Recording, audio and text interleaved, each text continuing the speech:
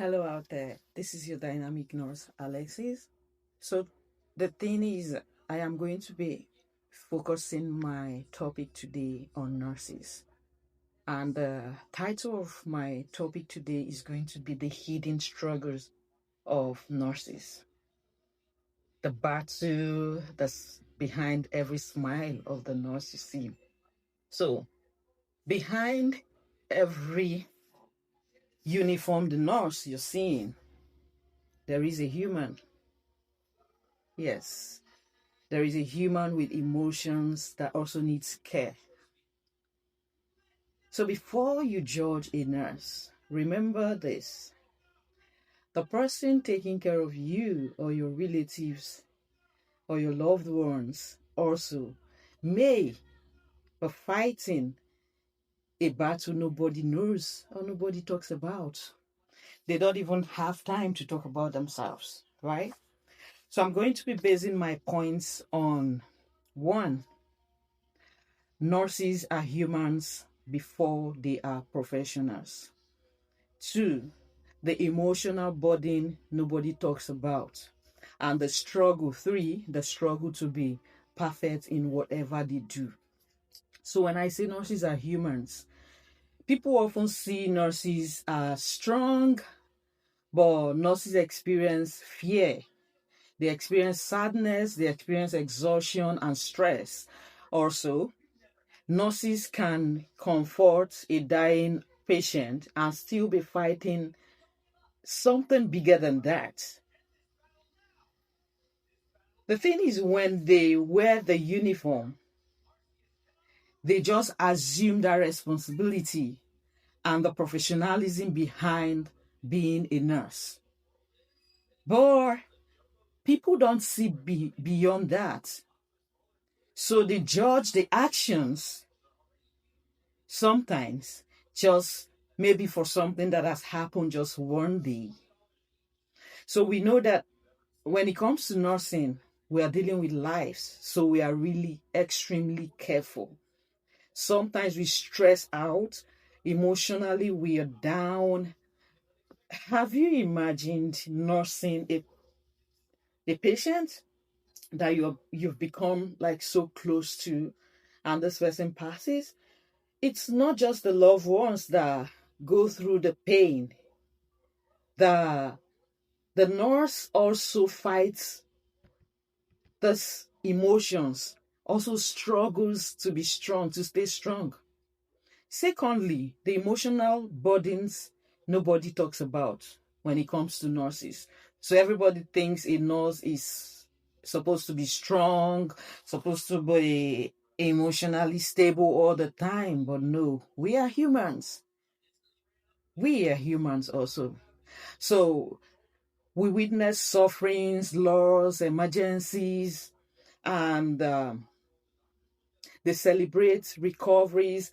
You see, the joy of a midwife when a new child is birthed. You see the joy of a midwife being able to bring this life.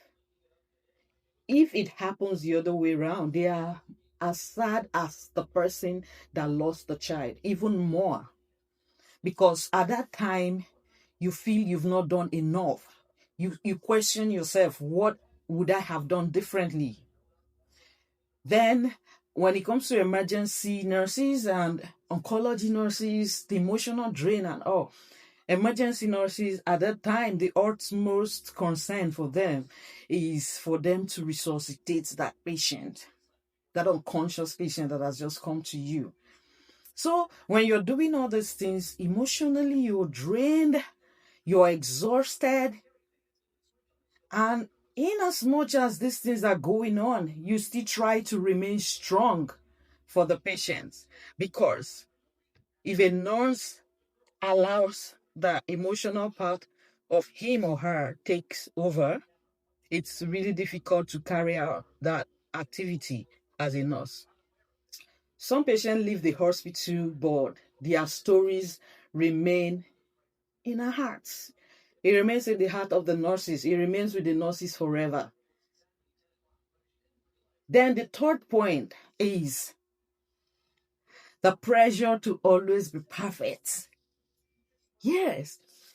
You see, nurses, we want to be perfect. We want to make sure that we are able to deliver. We are able to get that person back to life. In as much as we are not miracle workers, but we still try our best to make sure we get the work done. So nurses are expected to know everything. When a patient walks into the hospital, she expects you to know where the doctor is. She expects you to know the pharmacy. She expects you to know what if the relative is going to survive. You're supposed to know that, right? So these are some of the responsibilities or some of the expectations of relatives and patients that may be beyond the nurses sometimes, but we are always there. We try as much as possible to support as much as possible, as much as we can. The responsibilities that is that in quotes is given to the nurses are sometimes huge, more than what they can even imagine. Sometimes they are expected to know if a doctor prescribes a medication. They are expected to know that medication, no matter how it is written. They expect you to know how the medication is going to be taken, how it's going to work, and you're expected to know all this, right? Yes, you're expected to know all this.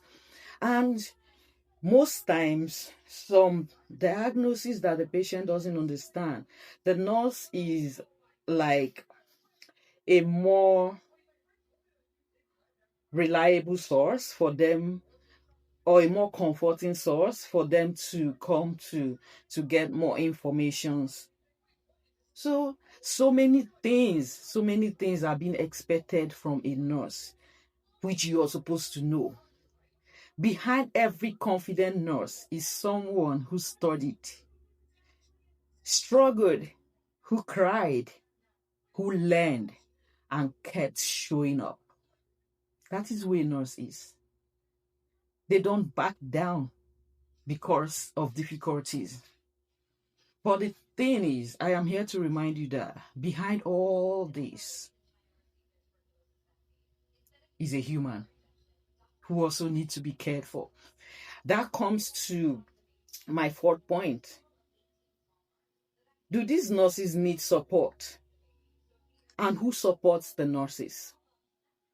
The profession becomes stronger when nurses mentors each other. You're not there to you don't want to you're not there to compete or to outshine each other. You're there to you're there to complement each other in whatever you're doing as a nurse, as a mentor, as an advocate. Remember that the nurses are left sometimes to cater for themselves. So when nobody is there to support you, you take it as a responsibility as a nurse to support yourselves. Nobody supports the nurse more than the nurses. Know that. So remember that we are stronger together. The profession becomes very strong when nurses mentor themselves, when nurses are there to support each other instead of doing things or wanting to pull each other down. We should share knowledge, because if one person knows it all, the facility suffers.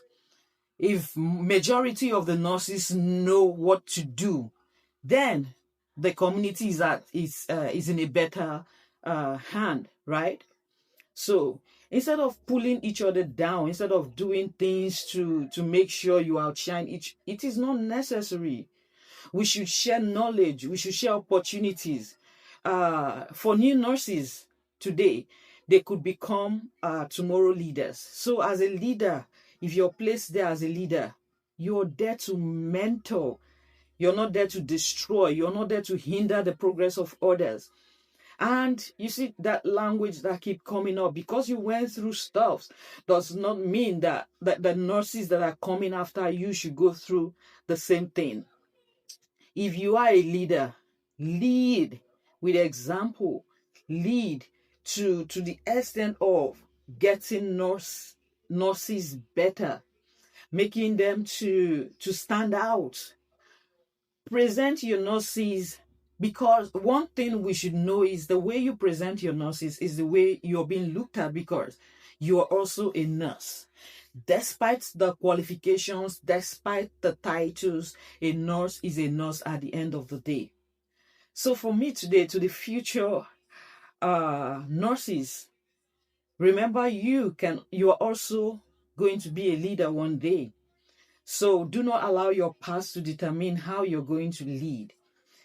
When a nurse is down, let there be nurses to lift the person up and not bring the person down the more. Nurses should not only be caregivers, they should also be advocates, educators, innovators, and voices for change. And that is what I stand for all the time. We should advocate for each other while we are advocating for the patients. Because at the end of the day, who fights for the nurse? We have to stand up as nurses to begin to lend our voices for nurses. Who takes care of the nurse when nobody is there? In the silent rooms where the nurses go to cry, who takes care of them? So you should be a voice of change. You should be someone that is there to uplift nurses and not to pull them down. Because you pulling a nurse down is also you pulling yourself down. So to every nurse that is watching this, your work matters. Your voice matters. Your impact goes beyond the hospital walls. Remember to take care of yourself. And nurses, don't just be nurses for the patients, be nurses for your nurses also. Thank you very much.